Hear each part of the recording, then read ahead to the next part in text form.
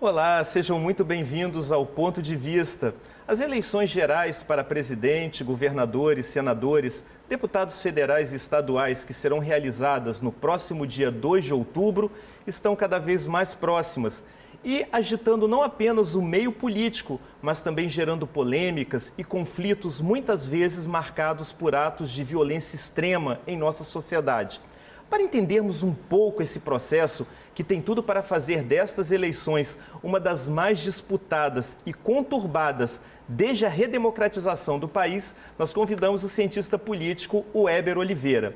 Ele é doutor em ciência política pela Universidade Federal de São Carlos, em São Paulo, mestre em História Social das Relações Políticas pela UFES e também professor adjunto do Departamento de Histórias da UFES. Weber, seja muito bem-vindo ao Ponto de Vista. Prazer ter você novamente aqui com a gente. Boa tarde, Thelma. Uma satisfação enorme. Aproveito para parabenizar pelo programa, de grande utilidade para os capixabas. Weber, eu falei agora na apresentação aí da nossa entrevista, que essas eleições têm tudo para serem muito disputadas e com um cenário bastante conturbado, Você também compartilha dessa opinião? Olha, a tendência é que sim, Quer dizer, há uma candidatura oposicionista, cujo epicentro é o ex-presidente Lula, que é um conciliador nato, sempre nas suas gestões, em que foi presidente da República, conciliou amplos setores, amplos segmentos da sociedade brasileira. E, por outro lado, você tem um atual presidente da República que, desde que assumiu o posto, em 2019, vem tensionando de maneira bastante abrupta com as instituições, com o Estado Democrático de Direito,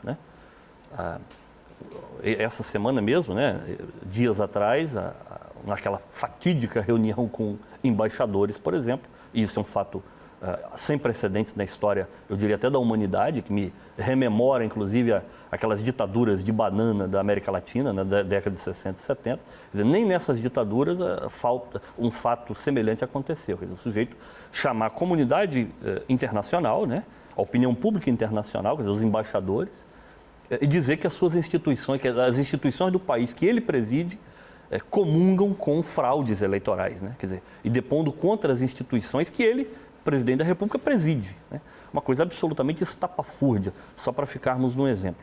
Então, a tendência é que haja, portanto, um processo de acirramento dos ânimos.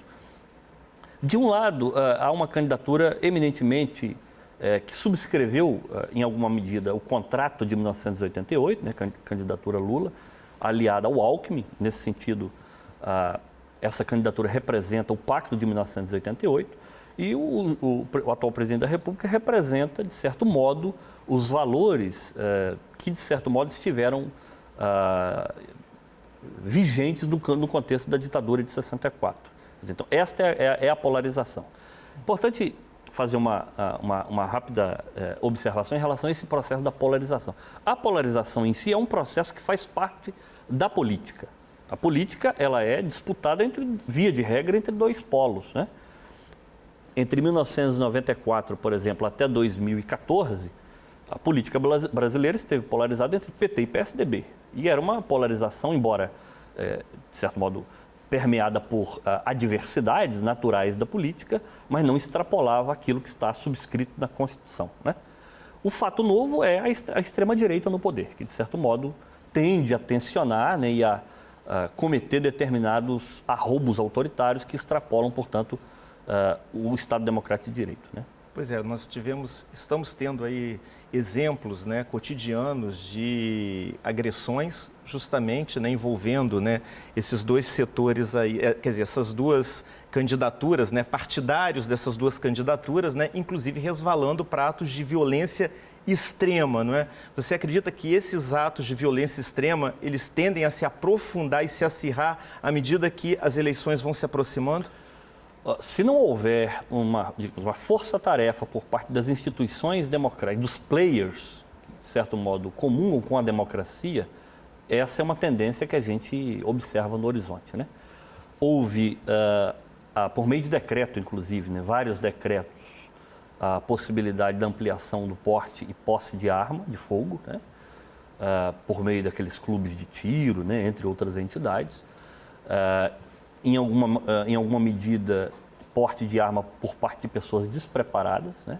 Porque, veja, o pacto civilizacional, ele prevê, e nós abrimos mão disso, né, lá no processo da formulação do contrato social, na formulação dos estados nacionais modernos, nós abrimos mão de parte da nossa individualidade em prol do bem comum. E, portanto, atribuímos ao Estado a ingerência por parte da repressão e com vistas a estabelecer a defesa da sociedade. Nós abrimos mão disso para não cairmos na barbárie, né? E me parece que essa autorização meio que sem muito controle de posse e porte de arma pode induzir a processos de violência, o que é muito preocupante. Portanto, a sociedade tem que reagir, senão a coisa tende a degringolar, né? Que tipo de reação você vê como necessária e urgente para conter essa onda de violência, esse acirramento aí, esse tensionamento aí? Bom, primeiro as instituições responsáveis por esse controle ser mais incisiva no que tange a restringir, portanto, a circulação de pessoas armadas, né?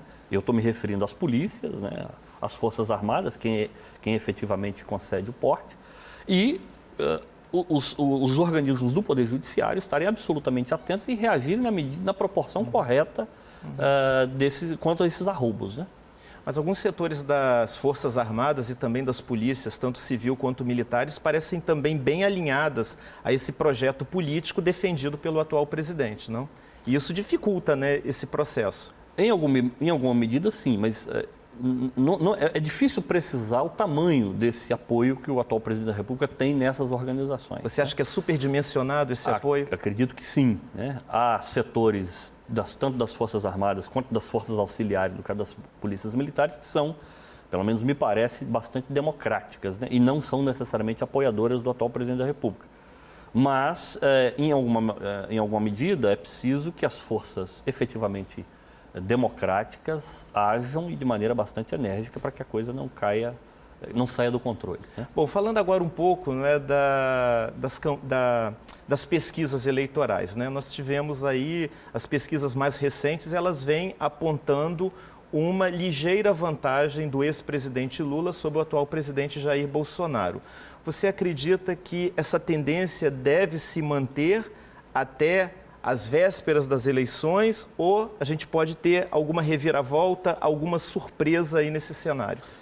Bom, eu não diria uma ligeira vantagem, é uma vantagem significativa que bate aí aproximadamente 20 pontos, né? As pesquisas, inclusive quando a gente pega a média, pega todos os institutos e faz uma média, é alguma coisa em torno de 20%, e é importante observar, nunca é demais lembrar, que nós estamos falando de um sujeito que está ocupando o cargo de presidente da República contra um oposicionista que não preside, não ocupa nenhum cargo desde 2010, portanto há mais de 12 anos, né? Que esteve preso, né? Sobre o qual há uma carga propagandística muito negativa de algumas décadas, né? E que concorre contra o atual ocupante do posto de presidente da República. E nesse sentido é uma vantagem significativa. Alguns institutos apontam para uma vitória no primeiro turno. O que é preciso observar, e aí nós não temos como dimensionar isso agora, é o efeito desse pacote de bondade que foi aprovado no Congresso Nacional. Aliás, a revelia da Constituição, né? A revelia da própria legislação, da Lei de Diretrizes Orçamentárias. E que só terá durabilidade até o final do ano. Acabou as eleições, independente de qual o resultado, o pacote de bondade acaba, né? São 40 bilhões, né? Que foram, de certo modo, colocados na mão do atual presidente da República. Presidente este que, aliás, sempre foi o único parlamentar que sempre se posicionou de maneira contrária aos programas de transferência de renda, né? Ele acabou, inclusive, com o Bolsa Família, que era um programa premiado internacionalmente, né? Um programa que tinha, por exemplo, a vinculação entre o recurso recebido e a matrícula na escola. Ele suprimiu esse dispositivo, criou um programa próprio e, com isso, ele espera angariar votos, sobretudo quanto ao eleitorado do Nordeste, da região mais pobre. O problema é que essas regiões, é importante observar isso também, né? Quer dizer, as grandes democracias do mundo, elas são divididas do ponto de vista do seu eleitorado, considerando o perfil dos partidos, né? Que são mais, digamos, significativos, né? Pegamos no caso da realidade brasileira, o PT sempre teve mais apelo, né? Ou partidos de nacional-desenvolvimentistas ou trabalhistas, ou que pregam uma intervenção maior do Estado na sociedade e na economia, sempre tiveram apelos em regiões mais pobres, no caso Norte e Nordeste. Os partidos mais liberais na região Sul, né? Essa é uma tendência, digamos, das democracias mundo afora, né? E no Brasil não é diferente. No caso do eleitorado abarcado pelo programa de transferência de renda, eles associam o recurso recebido ao ex-presidente Lula. Então, é difícil também, portanto, fazer uma avaliação de qual será o impacto desses programas no eleitorado, né? Agora, com relação à terceira via, por que a terceira via foi um projeto que naufragou? Por uma razão muito simples, né? Eleições, existem dois tipos de campanhas, né? Campanhas e candidaturas oposicionistas e candidaturas situacionistas, né? A candidatura situacionista é do Jair Bolsonaro, que é o atual presidente da República, né? Se ele não pudesse concorrer à reeleição, seria alguém indicado por ele. E há candidaturas oposicionistas, que nesse momento o epicentro é a figura do ex-presidente Lula, né? Sérgio Moro, por exemplo, é muito associado a Jair Bolsonaro, foi ministro da Justiça, né? do atual governo. Então, quer dizer, não há possibilidade, não há espaço, portanto, para um tércio, né? Para uma terceira via, porque há uma campanha situacionista e uma oposicionista. Bem rapidinho, Ciro Gomes, que pelas pesquisas não anda muito bem, e essa tendência deve se confirmar, né? Volta para Paris? Eu acredito que sim, porque o ressentimento ali fala mais alto, né? Ele tem muitos ressentimentos com o PT, com o ex-presidente Lula, e tem muitos ressentimentos também com figuras relacionadas ao PSDB, né? Governos dos quais foi ministro, inclusive. Falando um pouco agora, né, da conjuntura política estadual, nós temos aí pesquisas eleitorais que apontam favoritismo, né, e até uma vitória com folga do atual governador Renato Casagrande. Você também acredita que essa tendência deve se manter aí nos próximos meses até a eleição? Acredito que sim, porque o Casagrande faz o que se tem que fazer em política, que é conversar, é negociar, é ampliar o leque de alianças, né? Ampliar, portanto, a sua coalizão, que atualmente é de governo, e será uma coalizão eleitoral. Por outro lado, ele vai ter um concorrente que, de certo modo, representa a força política situacionista no plano nacional, né? Que é em torno da figura do Manato.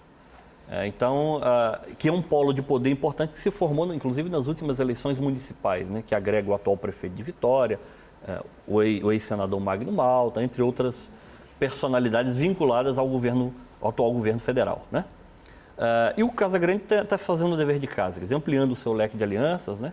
Tudo indica que feche aliança com o PSDB, tem conversas avançadas com o próprio Partido dos Trabalhadores, então tende a manter a frente. Bom, a aliança com o PSDB já está consolidada na vice, né? Com o ex-senador Ricardo Ferraço, né? Que também já ocupou cargo, né, de vice-governador e também tem uma experiência parlamentar muito grande. Você acha que essa chapa, tendo o Ricardo Ferraço como vice, amplia ainda mais esse leque de alianças a qual você se refere e pavimenta esse caminho, torna esse caminho mais fácil para a reeleição? Acredito que sim, porque abre um flanco de diálogo importante com os setores que o Casagrande, às vezes, ele patina, né? O setor do empresariado, entre outros setores, digamos, mais liberal-conservadores da política capixaba, né? Ademais, também amplia o leque de alianças e o diálogo com o próprio plano nacional, né? Com a candidatura, sobretudo, do ex-presidente Lula, que tem como vice o Alckmin, que, embora afiliado ao PSDB, é um tucano, né? Tem o DNA tucano. Tem o DNA tucano e o staff dele é tucano. Nesse sentido, a candidatura do ex-presidente Lula, que de certo modo o Casagrande está aparentemente inserido, portanto, efetivamente aquilo que chamamos de frente ampla mesmo, né? Para combater aquilo que eles identificam como um mal maior, que é o atual presidente da República. O PT, relação com o PT aí nesse processo eleitoral, vai ser tranquila? Vão conseguir acomodar aí os seus interesses sem grandes tensões? O PT no Espírito Santo tem muita dificuldade desde o governo Vitor, né? Desde então, nunca mais conseguiu, emplacar um candidato a governador do Estado, né? Vem compondo uma aliança que, aliás, é um mote de conflito dentro do partido com o ex-governador Paulo Artung, né? Compôs, portanto, sobretudo o segmento liderado pelo João Coser, né? Que foi prefeito de Vitória. E o partido, portanto, ele tem muita dificuldade de emplacar um nome, né? Fez-se um balão de ensaio, que é natural, com o Contarato, né? Mas, evidentemente, com vistas a Casagrande fornecer o palanque para o Lula. Me parece que isso está se dirimindo, já que em São Paulo também as coisas se resolveram em torno da candidatura do Haddad, né? O Márcio França, do PSB, abriu mão da sua candidatura. Então, me parece que as coisas tendem, portanto, a se acomodarem, né, num pretenso novo governo Casagrande. Vamos aguardar e torcer, né, para que esse processo eleitoral seja um processo tranquilo, democrático e que saia ganhando aí a democracia, independente de quem conseguir sair vitorioso nas ruas, né? Sem dúvida, é o que aguardamos. Eu agradeço também a sua audiência, a sua companhia. Lembrando que na semana que vem nós temos um novo encontro marcado aqui no Ponto de Vista. Até lá!